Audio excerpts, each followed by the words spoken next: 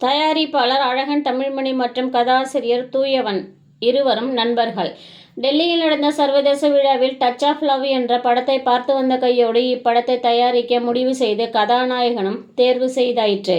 கதையை நாயகனிடம் சொல்லிய பொழுது நாயகன் கண் கலங்கினார். நான் கண்டிப்பாக நடிக்கிறேன் என்று ஒப்புக்கொண்டவர் மக்கள் திலகம் எம்ஜிஆர் அவர்கள். அப்பொழுது அவர் முதல்வர். குறைந்த காட்சிகள் என்பதால் மக்கள் திலகத்தை நாடியிருக்கிறார்கள். சரி, நீங்கள் இது சம்பந்தமாக அமைச்சர் அரங்கநாயகத்திடம் பேசுங்கள் என்றார் மக்கள் திலகம் அவர்கள். அமைச்சர் அரங்கநாயகமோ நான் தான் தயாரிப்பாளர் என்றார். நண்பர்கள் இருவரும் ஏற்கவில்லை. இப்படத்தின் கதை நேராக சூப்பர் ஸ்டார் ரஜினி அவர்களிடம் சென்றது. உடனே ஒத்துக்கொண்டதுடன் சம்பளம் பெறாமலே 10 முதல் 14 நாட்கள் வரை நடித்து கொடுத்தார் ரஜினிகாந்த் அவர்கள். இப்படம் பாக்ஸ் ஆபீஸில் வெற்றி பெற்றது என்பது அனைவரும் அறிந்ததுதான். அத்துடன் இன்று வரை பலரின் ஃபேவரைட் படம்தான். படத்தலைப்பு அன்புள்ள எம்ஜிஆரில் இருந்து அன்புள்ள ரஜினிகாந்தாக மாறிப்போனது.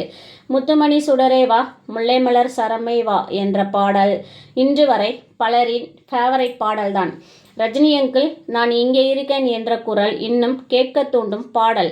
ரஜினியை பார்த்தவுடன் ஆர்வமுடன் கண்கள் விரிய பேசும் குட்டி மீனா ரஜினியின் ரசிகையாக நடித்திருப்பார்.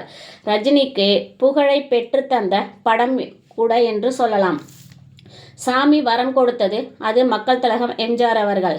அதனை கெடுத்த பூசாரி அமைச்சர் அரங்கநாயகம் அவர்கள் என்ற நிலையாகி போனது. எம்ஜிஆரும் நடிக்க முடியாமல் போனது இப்படத்தில். தொடர்ந்து இணைந்திருங்கள். நன்றி.